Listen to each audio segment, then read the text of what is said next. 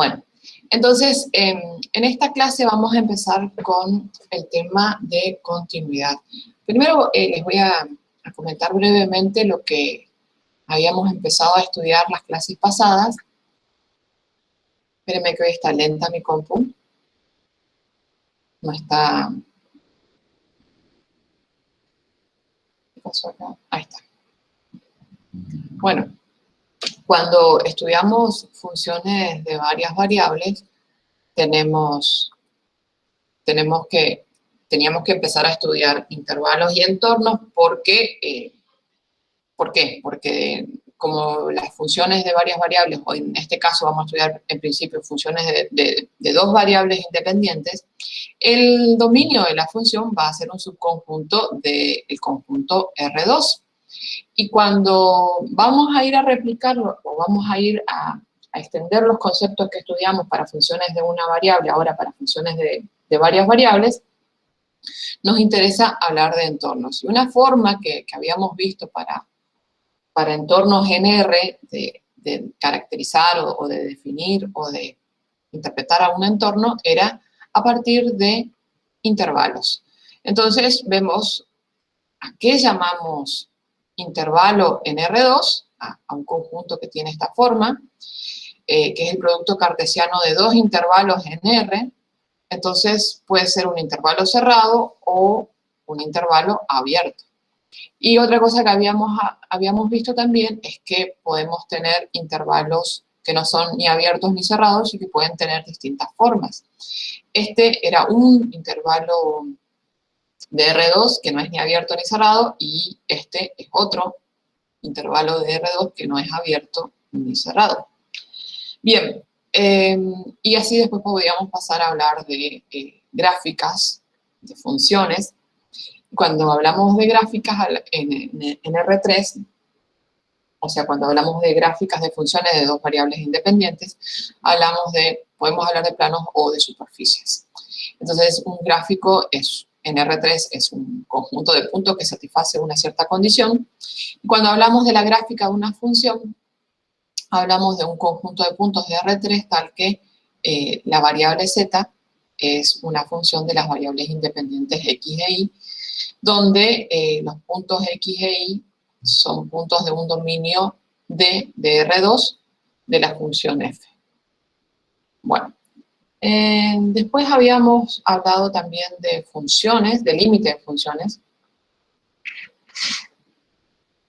Y lo que habíamos estudiado era, como definición, era esto que está acá, que es bastante parecido.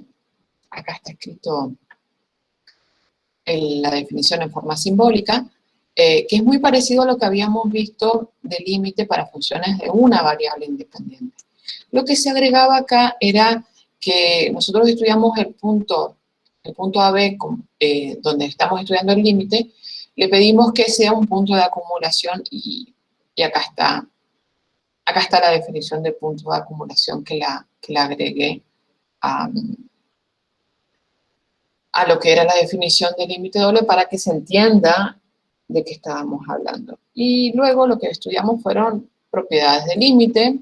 Nuevamente, si el límite de una función existe, es único, y para hablar de límites de operaciones con funciones o de funciones que se obtienen como operaciones de otras funciones, si vamos a hablar de la suma o el producto o el cociente de límites, la suma, el producto o el cociente de funciones, el límite de las funciones que se obtienen de esa manera, tenemos que pedirle que cada una de las funciones que vamos a estudiar tengan a priori límite en el punto en cuestión. Entonces, teníamos estas propiedades además, y después habíamos hablado de... ¿Acá qué pasó? Que esto se corrió. Esperen que lo arreglo, porque seguramente habrá salido mal en... Ahí está. Ahí estamos. Bueno, entonces definimos para funciones de varias variables límites iterados, reiterados o sucesivos, que es el límite cuando tenemos la función y primero hacemos tender una variable. Entonces, por ejemplo, si primero hacemos tender I a B, lo que obtenemos acá como límite, si este límite existe, es una función de X, y a esa función sí le podemos calcular el límite cuando X tiende a A. Si calculamos el límite en el orden inverso, tenemos el otro límite iterado. Bueno, y este es un teorema muy importante que habla que nos da cuenta de la relación que existe entre el límite doble y los límites iterados de una función. Si una función tiene límite doble y existe uno de los iterados, hasta acá llegamos con eso, si tenemos una función y existe este límite, entonces este límite iterado va a existir y además va a coincidir con el límite de la función. Entonces, de aquí teníamos una serie de observaciones. Si en una función existe el límite doble y alguno de los iterados, estos van a coincidir. Si los límites sucesivos o iterados existen y no son iguales, no puede existir el doble. Si los límites sucesivos existen y son iguales, esto no informa sobre la existencia del límite doble. Y por último, que el límite doble exista no garantiza que los límites iterados también existan, y recíprocamente que los límites iterados existan no garantiza que exista el límite doble. Fíjense, eso es lo que dice esta afirmación, que pueden existir los límites iterados y ser iguales, pero aún así no existir el doble. En cambio, acá si existen y no son iguales, ahí yo sé que no existe el doble. Bueno, creo que me había quedado pendiente un ejemplo de esta situación. Y acá les voy a mostrar. Déjenme que acomode esto.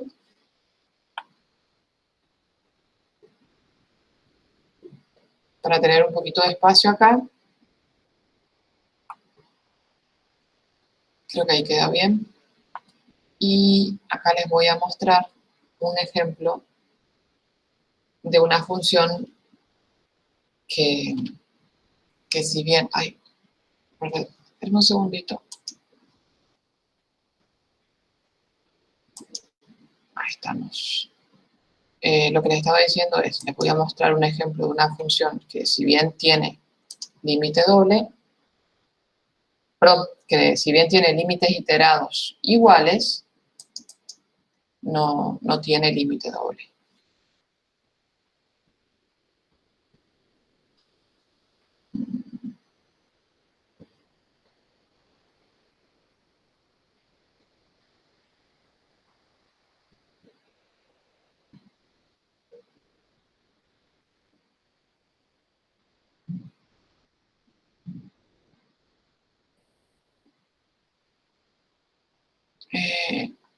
Acá estamos. Bueno. Yo tengo la función f de x. Profe, ¿Sí? esto es un ejemplo de la tercera observación, ¿no? Sí. Gracias. Ejemplo.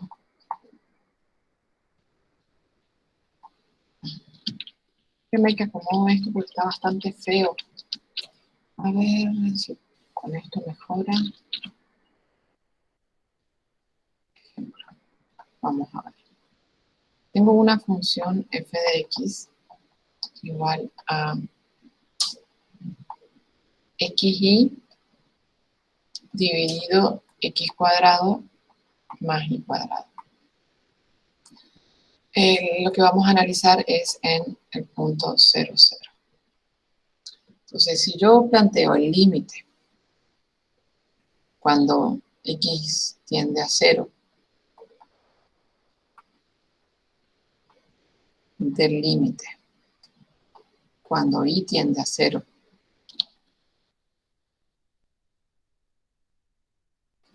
de esta función, fíjense que lo que me queda es que esto es 0. ¿Por qué?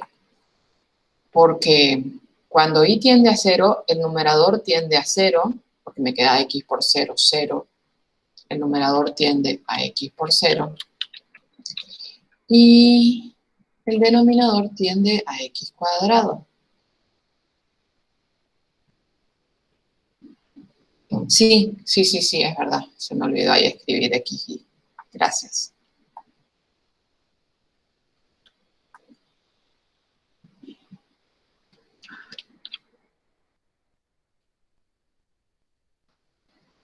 Ahí está. Entonces, como les decía, esto tiende a x por 0 y esto tiende a x cuadrado más 0. O sea que acá me queda que el límite es 0. Entonces, como estoy teniendo el límite de una constante, cuando x tiende a 0, esto me da 0, la constante. El otro límite iterado es bastante parecido, porque me queda el límite cuando y tiende a 0 del límite cuando x tiende a 0 de la función.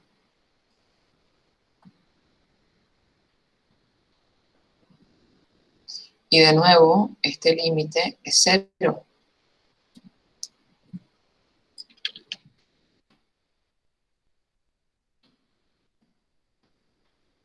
Y nuevamente, acá me queda el límite cuando y tiende a 0 de 0.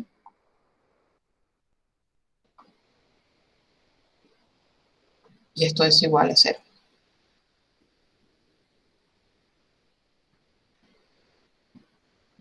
Bueno, entonces, ¿qué pasa? Que cuando yo tengo si yo quiero calcular el límite doble,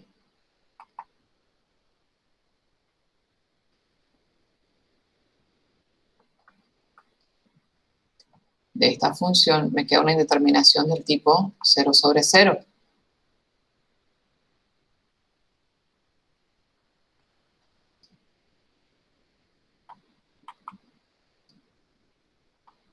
Bueno, y no la puedo salvar porque no tengo un método para salvarla, pero lo que sí puedo hacer es la siguiente cuenta. Voy a calcular el límite cuando xy tiende a 0, 0, pero siguiendo una trayectoria. Una trayectoria radial, o sea, de una recta que pasa por el punto donde estoy calculando el límite. En este caso es por el centro, por el origen de coordenadas. Entonces, estoy calculando el límite cuando x y tiende a 0, 0, siendo y igual a m por x, de la función x por y dividido x cuadrado más y cuadrado. Entonces, si y es igual a m por x, esto es el límite cuando x tiende a 0 de x por m por x. Esto es y dividido x cuadrado más m cuadrado x cuadrado, porque esto es y al cuadrado. Bueno, y fíjense que acá esto me queda así. Me queda igual al límite cuando x tiende a 0 de m por x cuadrado dividido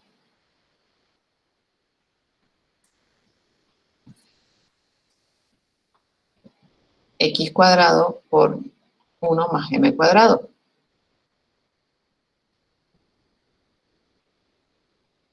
Cuando x tiende a 0, yo puedo, simplificar x cuadrado con x cuadrado, porque x tiende a 0, y esto es constante y depende de m.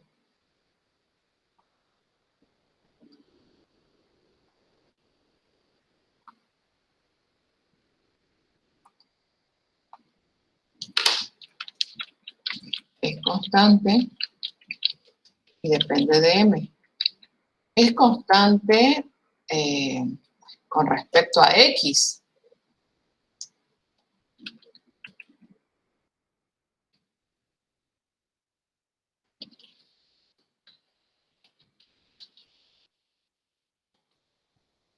Y depende de m. ¿Y eso qué quiere decir? Que si yo a m le doy distintos valores, voy a obtener distintos límites. ¿De acuerdo? Si m vale 1, el límite vale 1/2. Si m vale 2, el límite vale 2/5. Y así por distintas trayectorias voy a obtener distintos límites. Entonces fíjense que esto quiere decir que el límite no existe.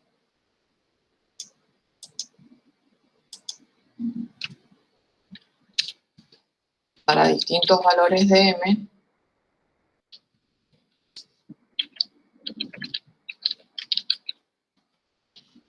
tendremos distintos límites.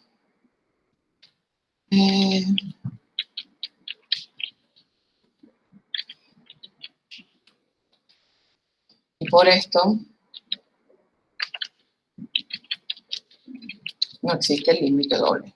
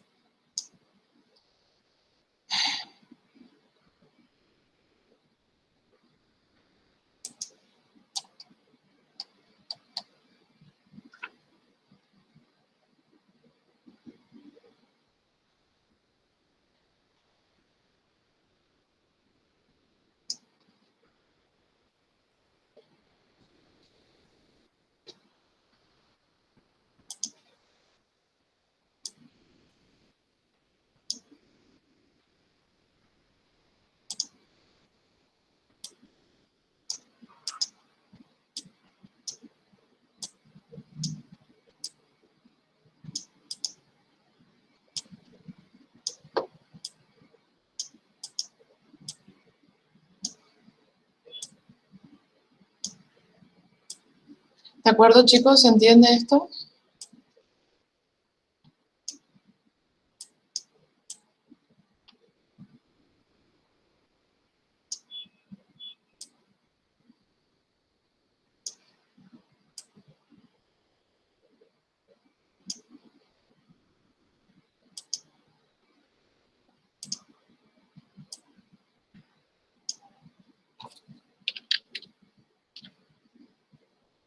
Chicos,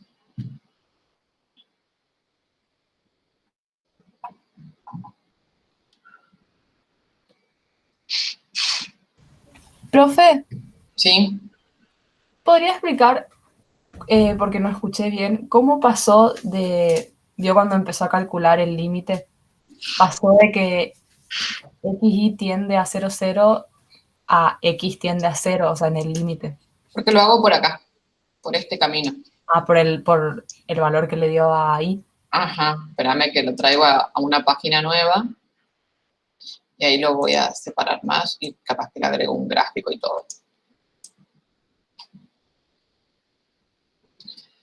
Ahí estamos.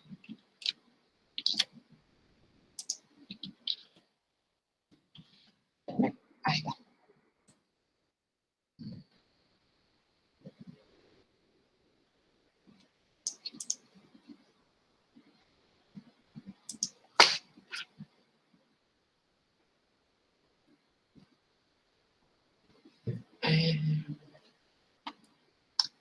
Bueno, esto lo puedo sacar.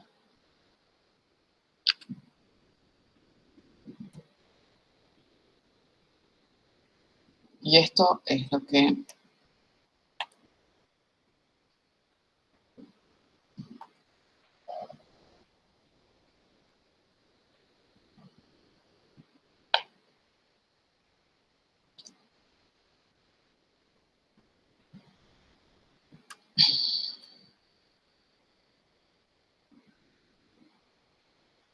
ahí estamos.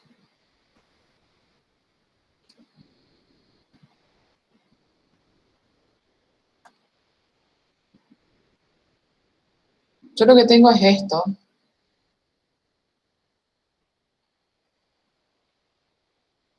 Que lo estoy calculando en el origen. Entonces, cualquier recta que pasa por el origen, yo la puedo tomar como que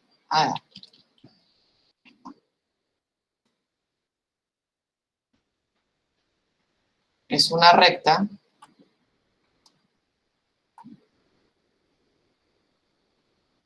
ahí estamos, que yo,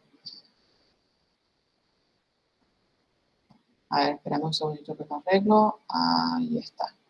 Bueno, entonces cualquier recta que pasa por el origen es esta. Lo que va a ir cambiando en cualquiera de estas rectas es la pendiente. ¿Estamos de acuerdo hasta aquí? Entonces, bien, buenísimo. Entonces, acá, yo lo que tengo es esa recta igual a mx. Y igual a mx. La cuestión es que este teorema que yo tengo acá,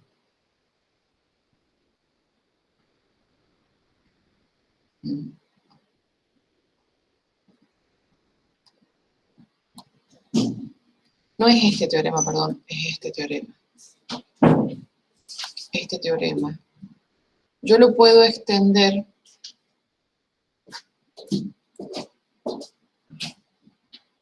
y para un límite no iterado, sino de este tipo, sobre una trayectoria.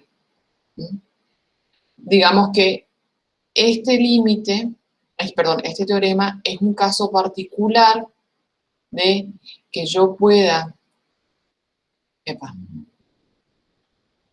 plantear eso en términos de una trayectoria en particular. Entonces, una trayectoria cualquiera.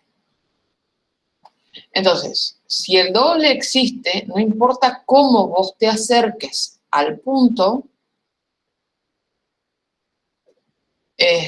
no importa cómo vos te acerques al punto, el límite te va a dar lo mismo siempre, te va a dar el límite doble, si el doble existe. Ahora, si vos encontrás un camino por donde te acercás y no te da lo mismo, o te da por dos caminos distintos, te da distintos valores, eso quiere decir que el límite doble no existe. ¿Me explico? Creo que necesitamos un gráfico.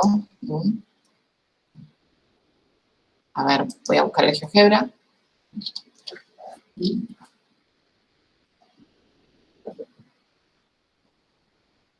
Ahí está.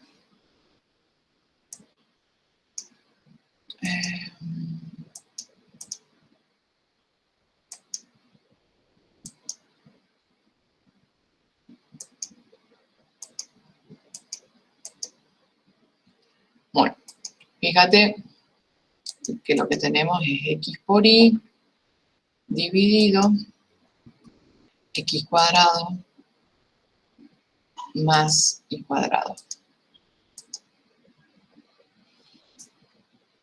Entonces, si nosotros solamente miramos el gráfico,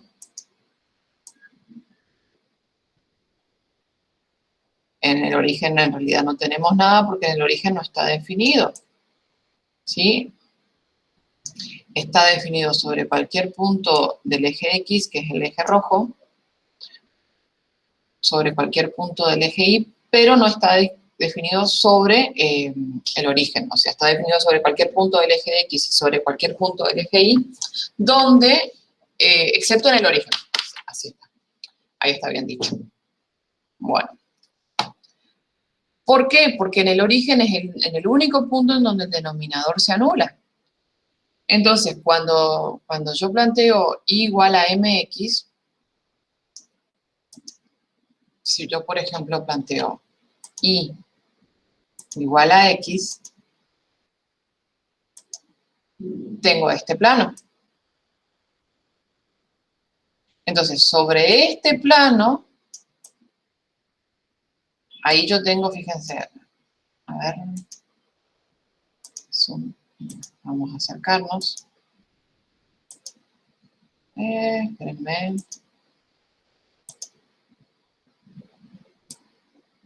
Ups. Ahí está.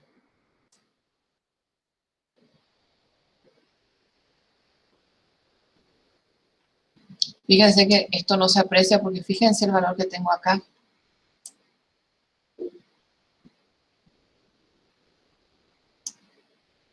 Sí, tengo valores muy pequeños, por eso no se aprecia en la gráfica. Fíjense cómo hace este movimiento acá. Se logra ver que acá hay una variación. Bueno, creo que sí. Bueno, entonces ahí tengo que sobre ese plano, cuando yo planteo la intersección de este plano con esta superficie y calculo el límite de la curva que me queda sobre ese plano, el límite es un medio como calculamos. ¿Por qué? Porque el límite para y igual a mx de esta función con xy tendiendo a 0 es m dividido 1 sobre m cuadrado. En cambio, si yo planteo otro plano, por ejemplo, planteo y igual a 2x, vamos a cambiarle de color.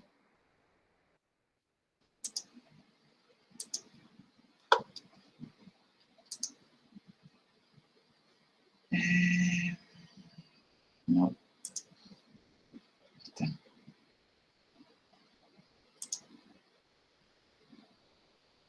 Ahí está.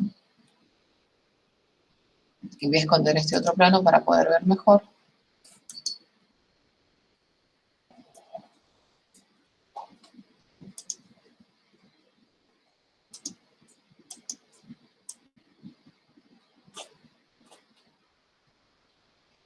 Fíjense que ahí tengo otra curva.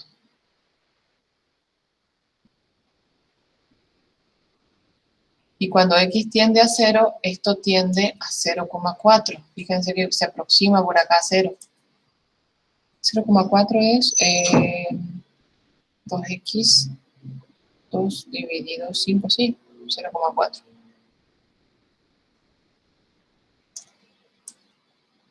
Este ya no se aprecia tan fácilmente por cómo es la gráfica.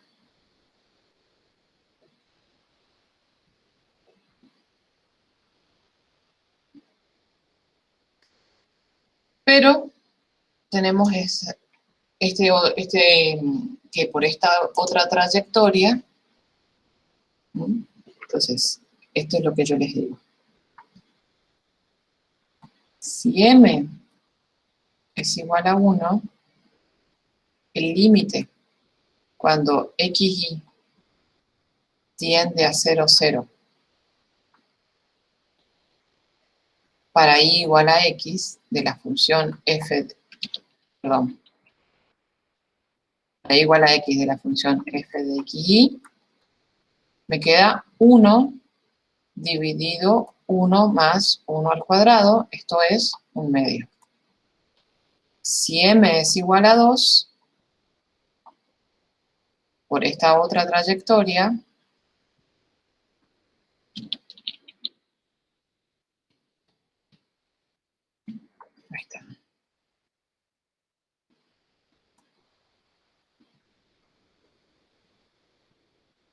Ahora por la trayectoria igual a 2x,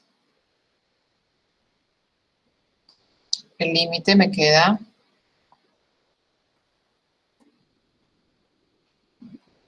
2 dividido 1 más 2 al cuadrado, y eso es 2/5, que es 0,4. Entonces, si el doble existiese, me acercase por donde yo me acercase, iría al mismo punto, o sea, iría al mismo valor. ¿Me explico?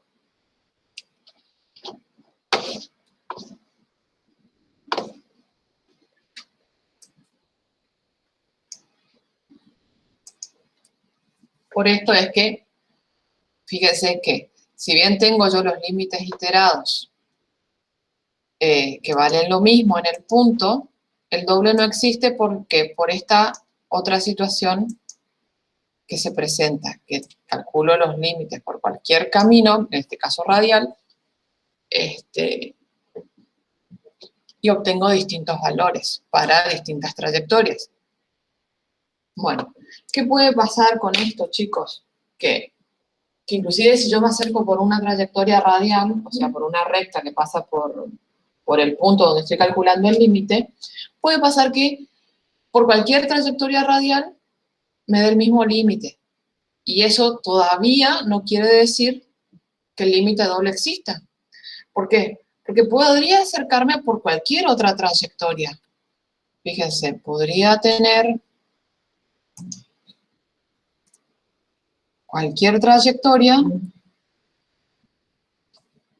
por ejemplo esta, que pase por el origen, o por ejemplo esta otra, que pase por el origen, y por esos caminos distintos tener distintos límites. ¿Y qué va a pasar? Que no puedo agotar todas las trayectorias porque cuando estoy en R2, en realidad tengo infinitas trayectorias que pasan por un punto. Entonces, que yo encuentre que el límite por las trayectorias de un tipo me da siempre un valor, no quiere decir que el doble exista. Para ver que el doble existe, o bien tenemos que poder calcularlo como límite doble, o sea, aplicando el límite doble a la función, o bien si yo digo, bueno, parece que este es el límite doble, tengo que probarlo por definición. Y eso sí excede a los contenidos de esta asignatura. No les pedimos a ustedes que calculen el límite, que prueben que un límite es, que un valor es el límite doble de una función por definición. ¿De acuerdo? Chicos.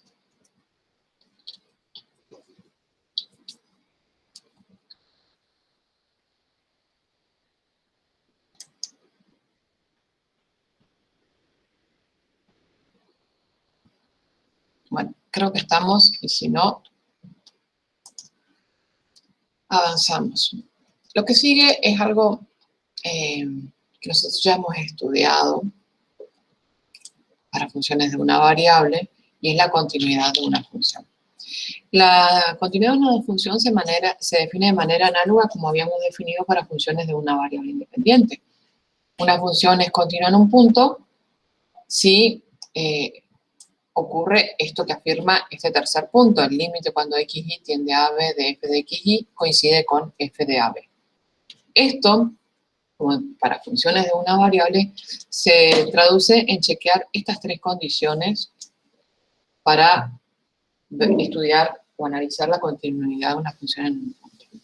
Primero, que existe el límite de la función en ese punto. Segundo, que la función esté definida en ese punto. Y por último, que el límite, que estos dos valores que pedimos que existan, coincidan. ¿De acuerdo?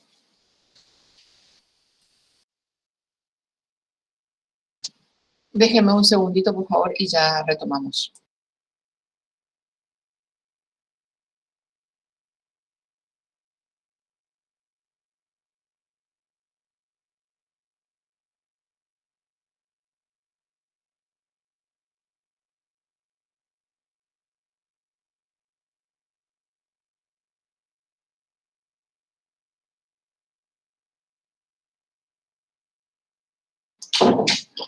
Bueno, continuamos entonces.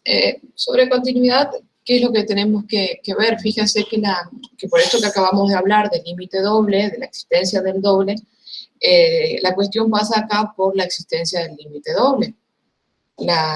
Si el límite doble existe, que es lo más difícil de analizar, que el límite doble exista, si el límite doble existe y la función está definida en el punto y esos valores coinciden, entonces la función es continua. Ahora, ¿qué pasa si la función no es continua? ¿Cómo clasificamos esa discontinuidad? Una función, a ver, dejemos un segundito, ahí estamos. Una función no es continua en un punto,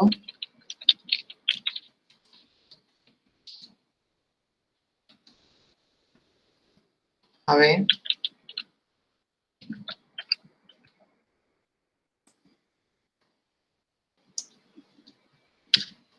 si no se cumple al menos una de las tres condiciones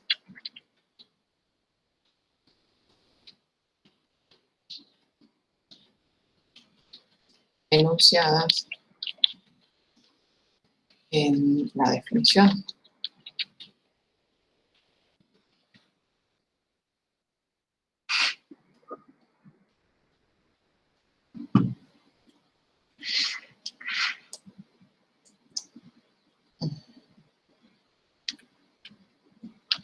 Y vamos a clasificar la discontinuidad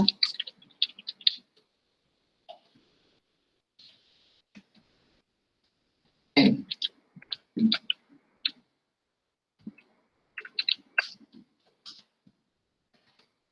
evitable, que el límite doble existe,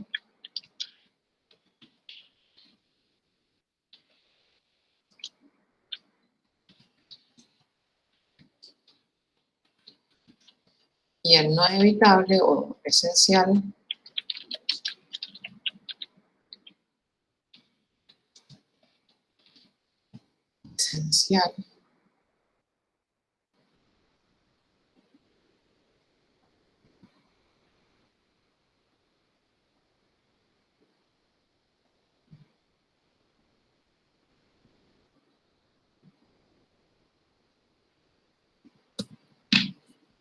Esta palabra siempre me produce,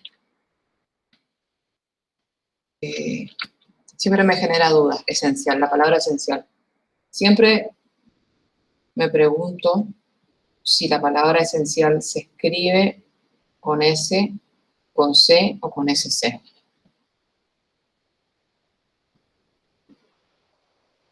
Sí, es con S nada más, pero siempre, no importa, todos los años me hago la misma pregunta, todos los años lo escribo y todos los años me hago la misma pregunta. Es algo que yo no puedo asimilar. Evitable es no evitable o esencial si el límite doble no existe. Bueno, esto es así nomás, chicos. No hay mucho más para decir sobre esta, o sea, hay más que se podría decir, pero nosotros no lo vamos a estudiar. ¿Me explicó? Creo que hasta ahí vamos. Y en todo caso, fíjense que, como ya les dije, esto es ver si existe o no el límite doble. Entonces, si ustedes quieren saber si una función es continua en un punto y está definida en ese punto, chequean que el límite doble en ese punto exista, y si vale lo mismo que el valor de la función en el punto, es continua, y si no vale lo mismo, tendremos una discontinuidad. Bien. Acá lo voy a separar.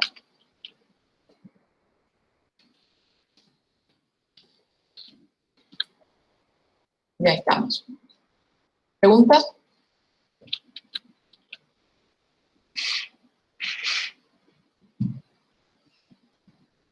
Buenísimo. Entonces creo que vamos a seguir.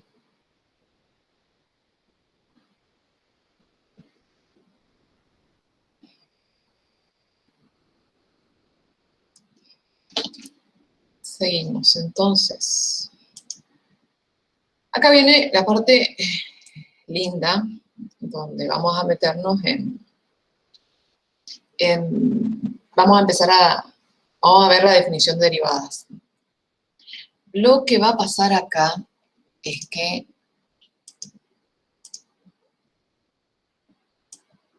vamos a hablar de derivadas parciales. Primero vamos a definir el incremento de la función, el incremento parcial de la función con respecto a la variable independiente x, cuando calculamos f en x0 más delta de x y sub 0 menos f en x0 y sub 0. Y el incremento parcial de la función con respecto a la variable independiente y cuando calculamos f en x0 y sub 0 más delta de y menos f en x sub 0 y sub 0. Una vez que tenemos estos dos incrementos parciales, podemos hablar de derivadas. Pero cuando hablamos de funciones, de derivadas de funciones de varias variables, vamos a hablar de derivadas parciales.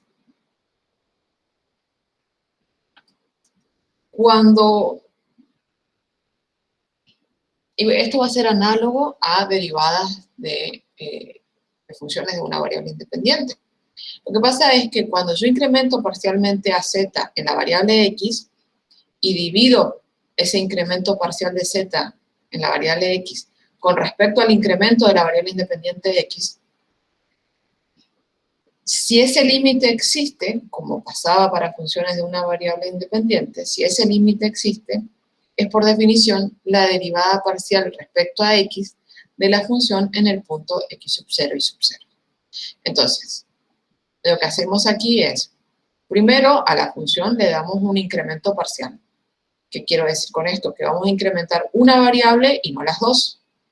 Entonces, incrementamos la variable independiente x, calculamos el incremento parcial de la función con respecto a esa variable, lo dividimos por el incremento de la variable independiente, y luego sí calculamos el límite de ese cociente incremental, y si ese límite existe, es por definición la derivada parcial de z con respecto a x. Ojo acá, que esta, fíjense, parece un 6 al revés, y es una D que se llama D curva. No tiene otro nombre, no es una letra griega, es simplemente una D curva. No es la D cursiva, no es la D minúscula imprenta, es una D curva. Es un símbolo netamente matemático. ¿Está, gente? Y la notación que podemos tener para las derivadas parciales es esta.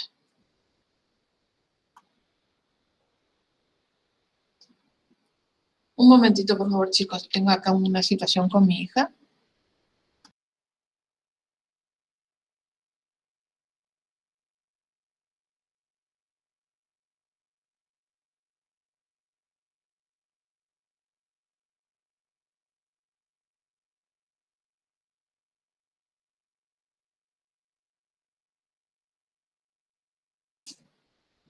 Bueno, discúlpenme, chicos, era mi hija que estaba con que no la aceptan en su clase y se suspendió su clase. Ahora sí. ¿Hay alguna pregunta con respecto a esto?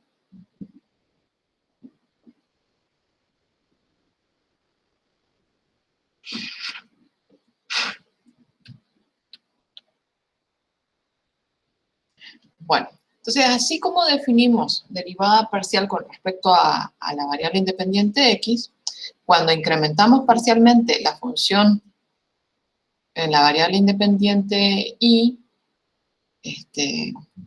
podemos definir la derivada parcial con respecto a y de manera análoga. Fíjense, acá tenemos que incrementamos y en delta de y, calculamos la imagen de la función en el punto x0 y sub 0 más delta de y, le restamos f en x sub 0 y sub 0, esto es el incremento parcial de la función con respecto a la variable independiente y, lo dividimos respecto del incremento de esta variable independiente, o sea, dividimos por delta de y aquí es el incremento de una variable independiente, y calculamos el límite para delta de i tendiendo a 0.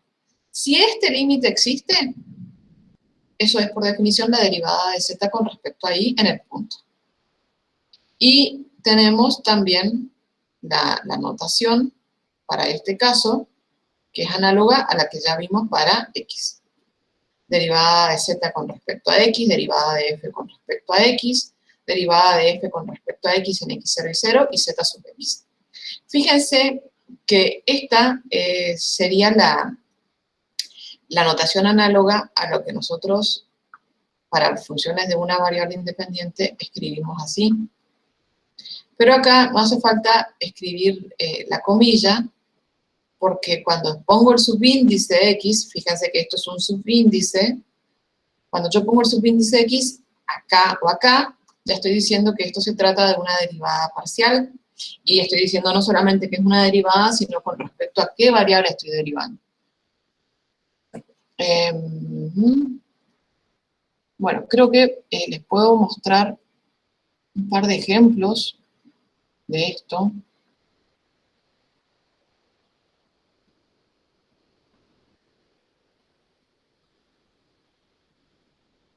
Ah, ahí está.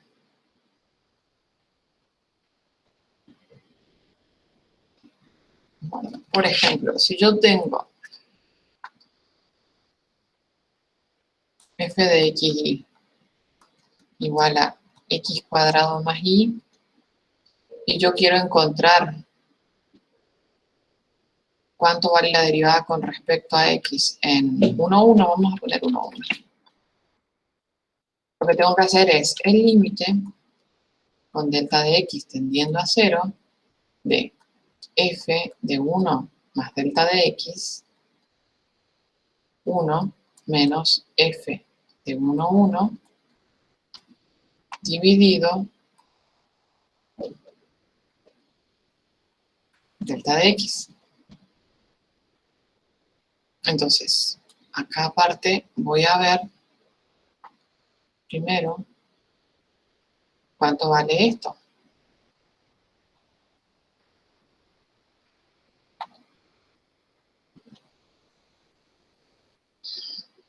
Entonces, esto me queda 1 más delta de x al cuadrado. ¿Por qué? Porque la fórmula acá me dice que f de xy es x cuadrado más y. Entonces, lo que corresponde a la primera coordenada del punto donde estoy calculando la función, tengo que elevarlo al cuadrado, y lo que corresponde a la segunda coordenada del punto donde estoy evaluando la función, la imagen va a ser reemplazada por y acá, voy a reemplazar y por ese valor, y me queda entonces que acá sumo 1. ¿Está claro eso, no? Entonces, esto es 1 más 2 delta de x más delta de x cuadrado más 1. O sea que me da 2 más 2 delta de x más delta de x al cuadrado. Ahora calculo f de 1, 1, y eso es más fácil. Esto es 1 al cuadrado más 1, y esto es 2.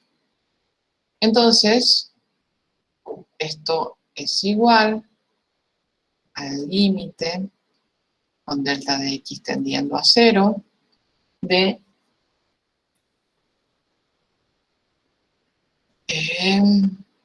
2 más delta de x, más 2 delta de x, más delta de x cuadrado, menos 2, dividido delta de x.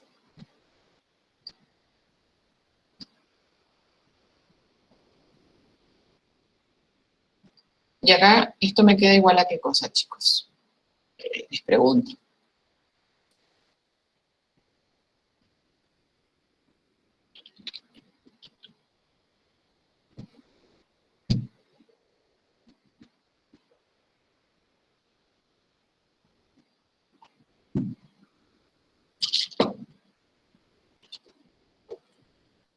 ¿Qué me queda en el numerador?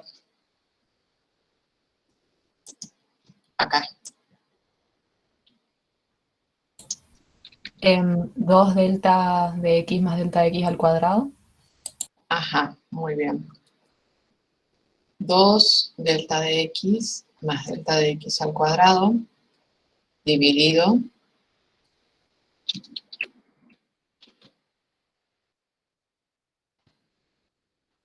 delta de x. Bueno, y acá estamos calculando un límite con delta de x tendiendo a 0. ¿Esa delta de x se puede distribuir para los otros dos después, profe? Sí, se puede distribuir, pero está bien, acá es fácil, se puede distribuir. Vamos a hacerlo. Acá les queda límite con delta de x tendiendo a 0 de 2 delta de x dividido delta de x más delta de x cuadrado dividido delta de x. ¿Y ahora? Se cancela los delta de x que se puedan cancelar. ¿Y cómo queda? 2 más Dos delta de x. más delta de x. Muy bien. Esto da 2, ¿no es cierto? Lo que los compañeros me dijeron es que acá simplifico este con este, y acá simplifico este con este. ¿Estamos de acuerdo hasta ahí? Ahora, ¿qué pasa si yo tengo g de xy igual a e a la x más y? Y yo quiero calcular, vamos a poner en, vamos a hacerla fácil, en 0, 0, la derivada de g con respecto a y. Entonces, por definición, hay que hacer el límite con delta de y tendiendo a 0 de g de 0 más delta, no, 0, 0 más delta de y.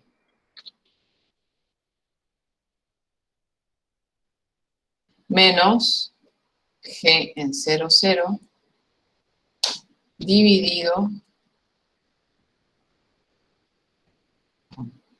delta de y. ¿Estamos de acuerdo?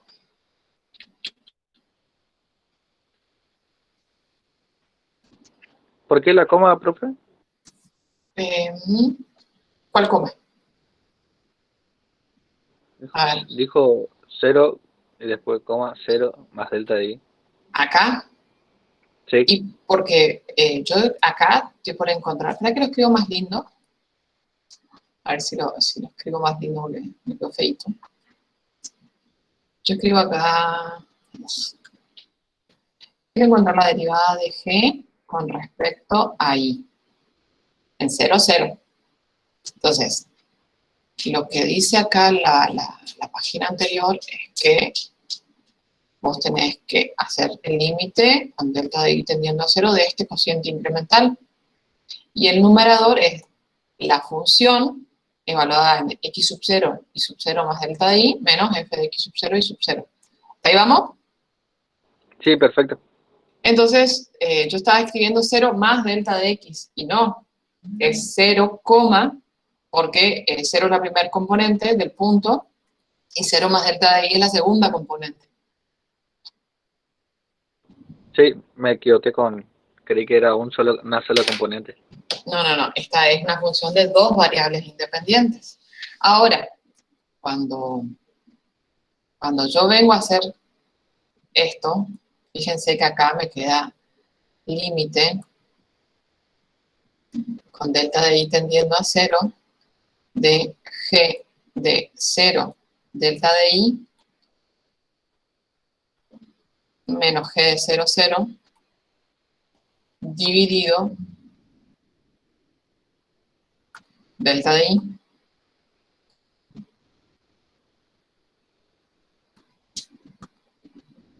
entonces tengo que calcular cuánto vale g de 0 delta de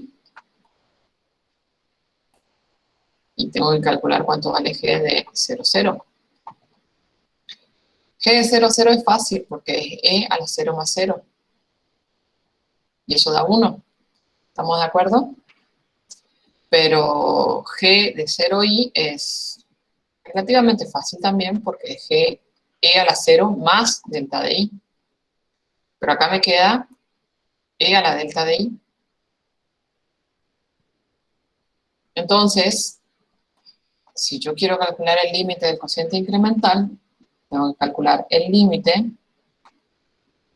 con delta de i tendiendo a 0 de E a la delta de i menos 1 dividido delta de i. Fíjense que cuando delta de i tiende a 0, este primer término tiende a 1, menos 1, me queda que el numerador tiende a 0 y el denominador está tendiendo a 0. Entonces, ¿cómo Aplico hacemos L'Hopital. acá? ¿Cómo? ¿Aplico? L'Hopital. ¿Por qué podés aplicar L'Hopital? ¿Por qué crees vos que podés aplicar L'Hopital? Porque una indeterminación de 0 sobre 0. ¿Y por qué no aplicamos L'Hopital en el caso del límite anterior?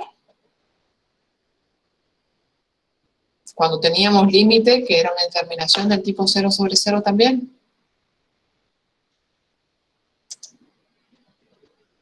A ver, acá. ¿Por qué me gasté yo en hacer esto? Para poder decir no existe el límite y no apliqué el hospital acá. Ojo que yo no estoy diciendo que lo que vos decís está mal. Yo lo que quiero Pero saber es se por qué podría sí. también, ¿no? ¿Cómo? Pero sí también se podría. Estudiamos algo así del hospital para funcionar. A ver, ¿qué? Estudiamos el hospital. ¿En qué momento?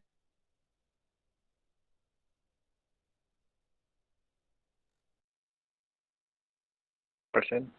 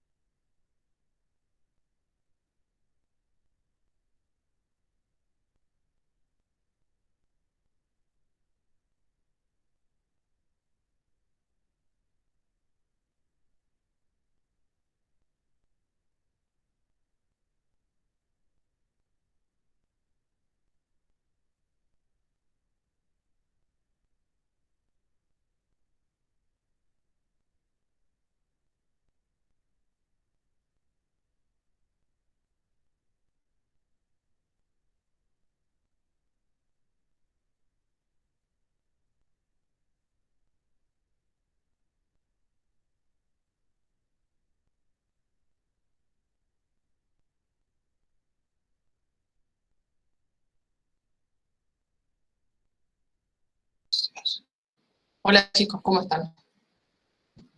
Me quedé sin internet, no sé por qué, ¿qué pasó? ¿Escuchan?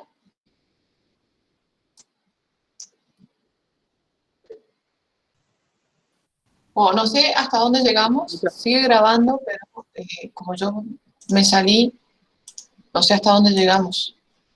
¿Qué les había dicho? Estábamos hablando de por qué el hospital sí, por qué el hospital no.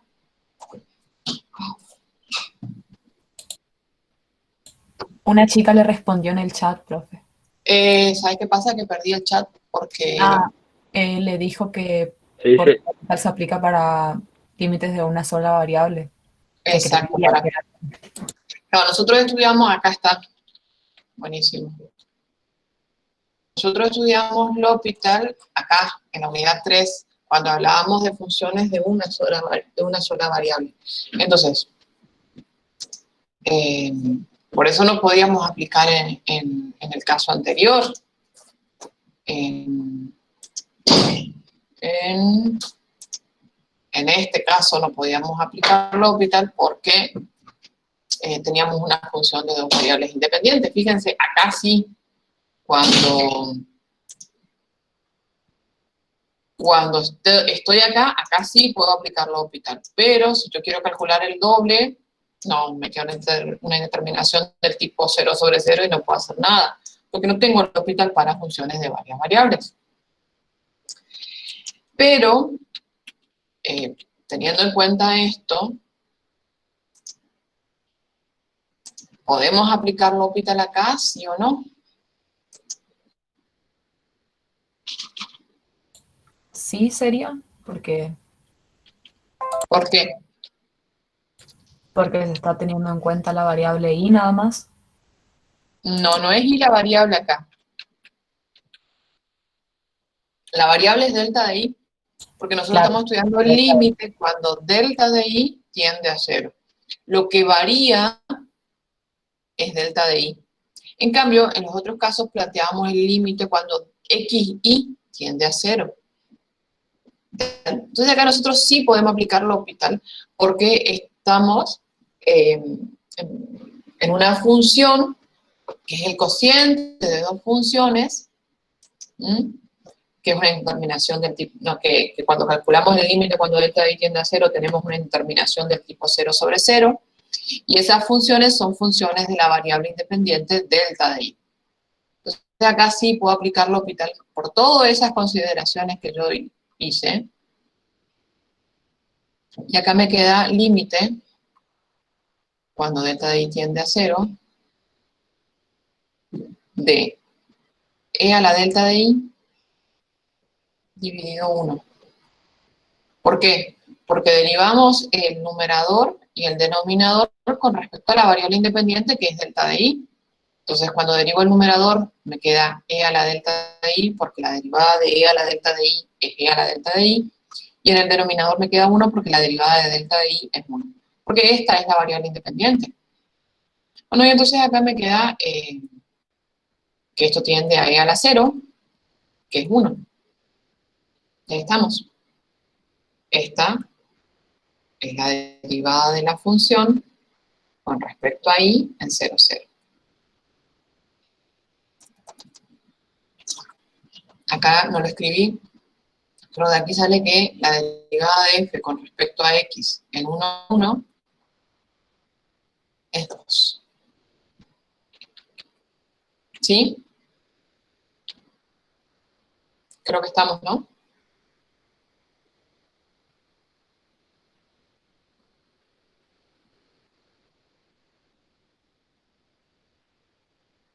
Bueno.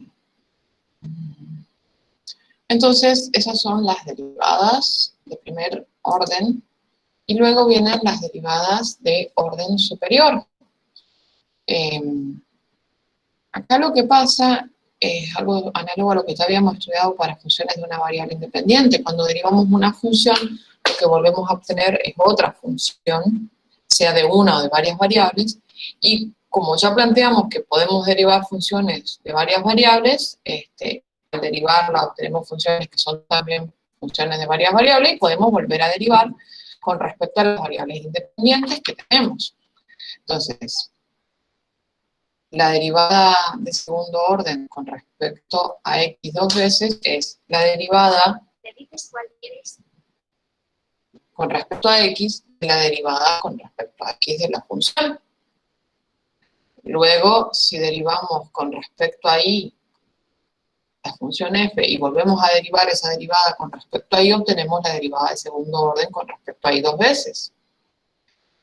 Y luego tenemos lo que vamos a llamar derivadas cruzadas, que son, fíjense acá viene la parte linda. Yo primero derivo con respecto a x y después derivo con respecto a y, pero acá lo anoto al revés. ¿Por qué? Esa es una forma de denotarlo. Es separado, bueno, no importa. Porque esto se escribe así, chicos.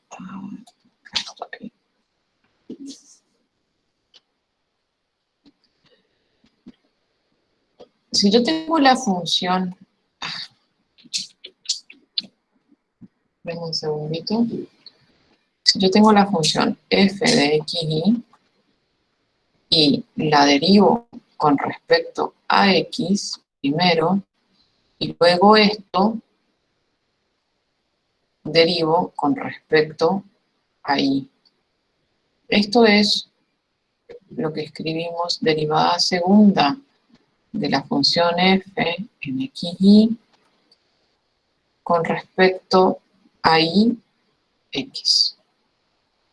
Y cuando usamos la notación de subíndice, esto es derivada de f con respecto a x con respecto a y en xy.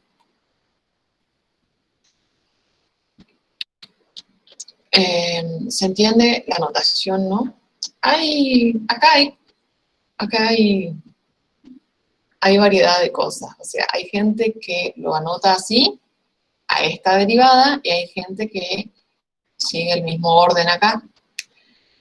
Uno se evita esta complicación usando exclusivamente esta notación. Si usamos solamente esta notación, siempre leemos de izquierda a derecha como se lee siempre.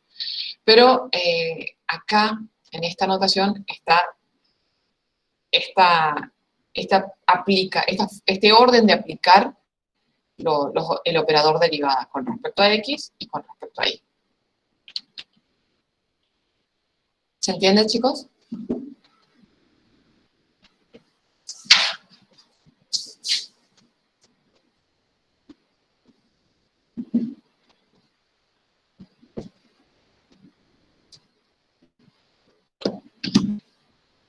Buenísimo. Bueno, cuestión que... a ver, sí. Cuestión que estas derivadas cruzadas, cuando trabajamos bajo estas condiciones, van a ser iguales. ¿Bajo qué condiciones? Si yo tengo la derivada con respecto a y de la función f en un punto x0 y 0 existe, también existe la derivada con respecto a x con respecto a y, y si esta derivada es continua en el entorno, o sea, es continua en el entorno, entonces la otra cruzada existe en ese punto y vale lo mismo, y las dos cruzadas coinciden. Acá, ¿qué pasa? Fíjense que se le está pidiendo mucho a la función para decir, bueno, estas dos que las calculo en orden inverso, vale lo mismo en un punto. No solamente le pedimos a esta derivada primera con respecto a y que exista en el punto x0 y sub 0, también pedimos que esta exista en el punto, y no solamente en el punto, sino en el entorno del punto, en algún entorno del punto. Además, también le pedimos la continuidad a esta derivada de segundo orden, pero no solamente en el punto, sino en todos los puntos de ese entorno. O sea, tiene que haber un entorno del punto x sub 0 y sub 0, yo tengo el punto. Acá yo tengo el punto x sub 0 y sub 0, Este es x sub 0, y sub 0. Tiene que haber un entorno de este punto, de alguna forma, donde esta exista no solo en el punto, sino en el entorno. Esta exista y sea continua, no solamente en el punto, sino en el entorno. Bajo estas condiciones, la otra derivada cruzada existe y vale lo mismo.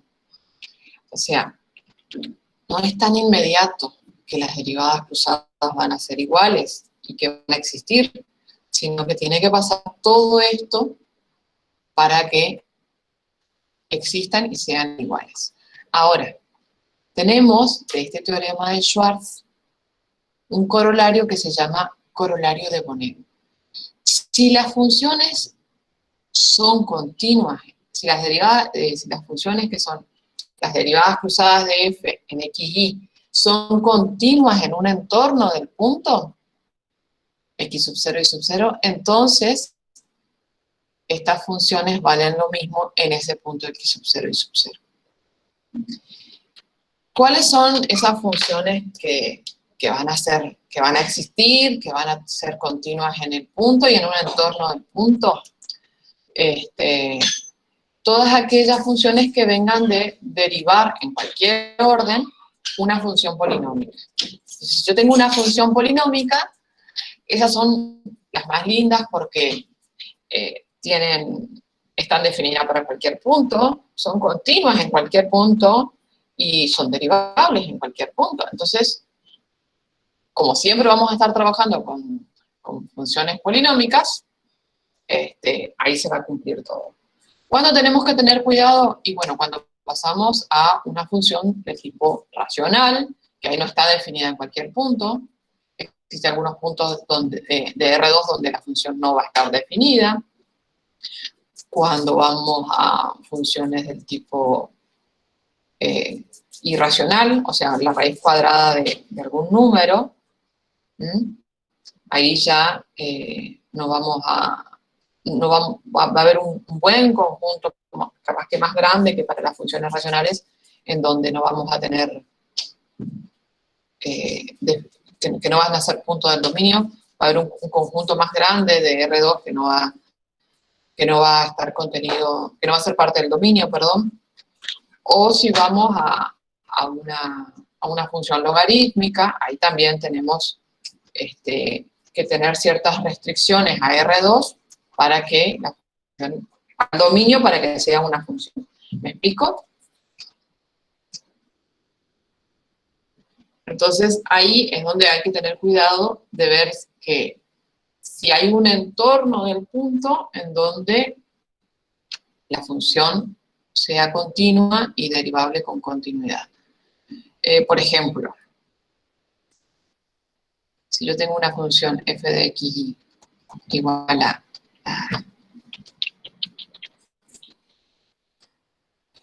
x al cubo más y cuadrado menos x cuadrado por y cuadrado, y yo quiero calcular las derivadas de segundo orden en 1, 2, las derivadas cruzadas. Bueno, como esta función es polinómica, y las derivadas también son polinómicas, entonces va a haber un entorno, son continuas y derivables sus derivadas en cualquier punto,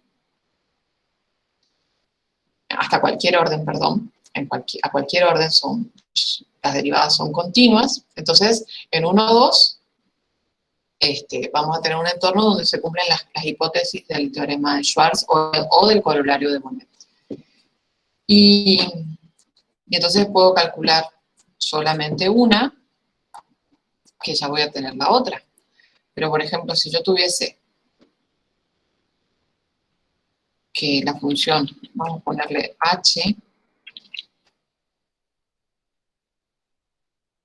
de xy,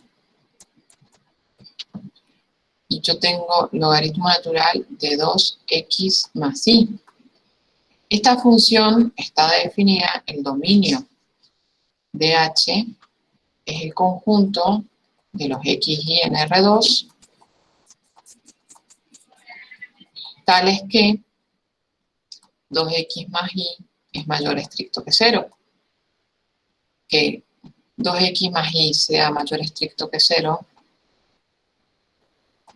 equivale a que y es mayor o estricto que menos 2x. Entonces, fíjense que si yo represento gráficamente el dominio de la función,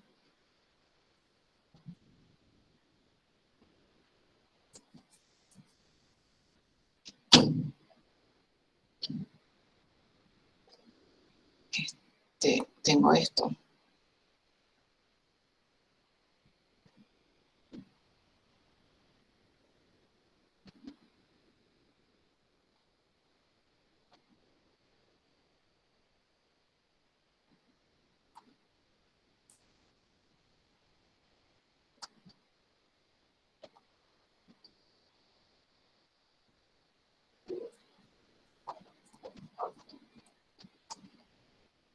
Bueno, este es el dominio de la función.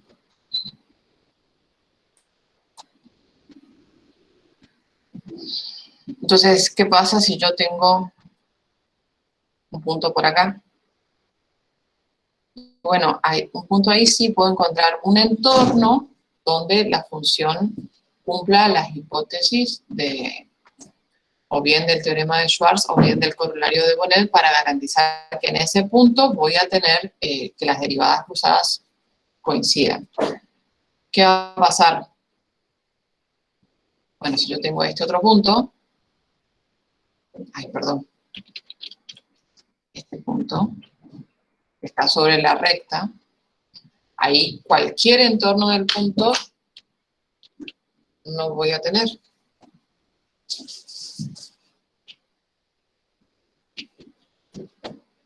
Sí puede pasar, Sara, que las derivadas cruzadas existan y sean distintas. Lo que pasa es que en ese tipo de funciones, por ejemplo, yo puedo fíjate que esta función, ¿qué es lo que tiene esta función h de x, y? Que en este punto, ay, no estás viendo eso, a ver si lo ves acá. En este punto que yo marqué acá, ahí ni siquiera está definida la función. Bueno, entonces yo ponerle que defino una función, supongo que yo defino una función, se me escapó el ponerle, no sé si se dieron cuenta, pero se me escapó el ponerle. Eso porque hablo mucho con jóvenes, entonces por ahí se me escapa. Supongamos que yo defino una función h mayúscula de x, y la defino por partes. De la siguiente manera. El logaritmo natural de 2x más y, si y es mayor que menos 2x. Y la defino con una función linda, supongamos 2x cuadrado más y cuadrado, si y es menor o igual que menos 2x. Bueno, entonces esta función es una función que está definida para todo R2.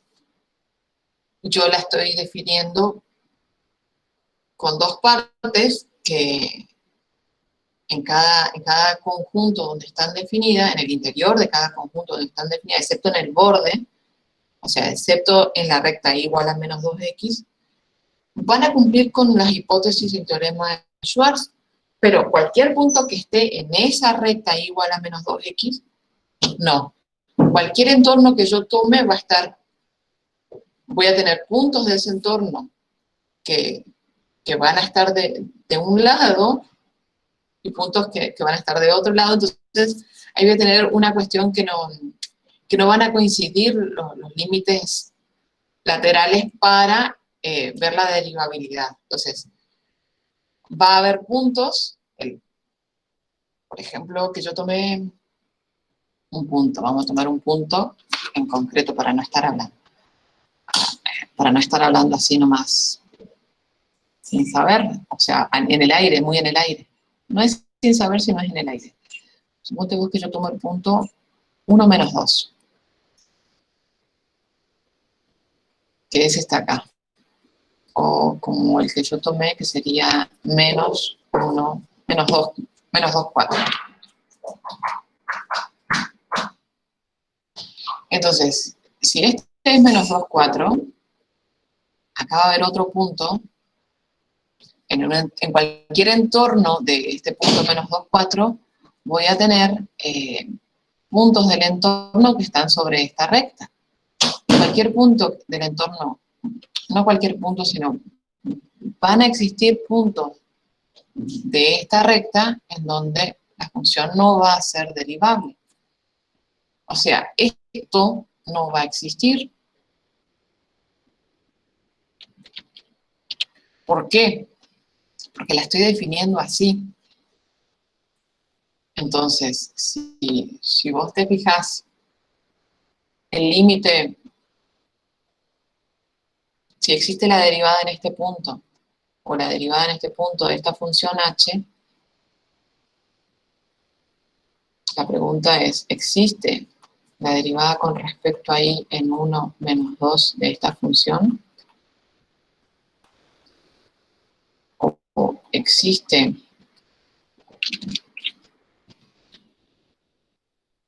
la derivada con respecto ahí de esta función h en menos 2, 4? Y bueno, yo tengo para cualquiera de estos dos, tengo que analizar si existe el límite cuando delta de i tiende a 0 del cociente incremental que corresponda.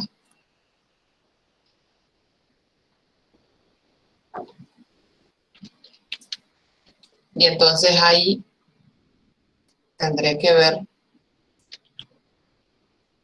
cómo estoy calculando un límite de una función, o sea, a una variable independiente, porque delta de i solo tiende a 0, tendré que ver si existe ese límite. ¿Mm? Que yo estoy segura que en más de un punto no va a existir ese límite. Otra cosa que podríamos ver es... No. Tendríamos que ver la existencia de ese límite, si podemos calcularlo o no. ¿Mm?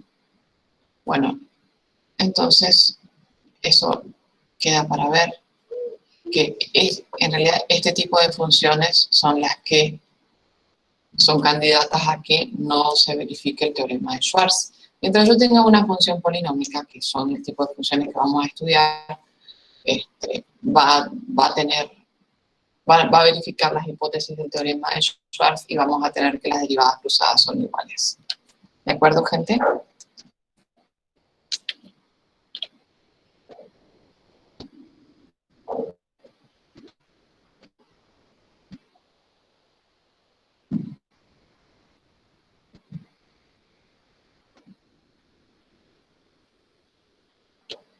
Bueno, estamos entonces, hoy vamos a llegar hasta acá porque son 11:55, yo siguiente me paso de la hora seguro, y lo que viene, mejor que lo veamos el jueves, así lo vemos bien con tiempo y tranquilos, porque tengo que explicarles un tema nuevo que es una de esas cuestiones que no coincide de funciones de una variable a funciones de dos variables. Cuando queremos extender este concepto de diferenciales a funciones de varias variables, ya no pasa lo que pasaba para funciones de una variable independiente. Entonces lo vamos a ver bien el jueves. ¿Estamos, gente? Entonces, si no hay alguna pregunta más, vamos a terminar acá la clase y nos vemos el jueves.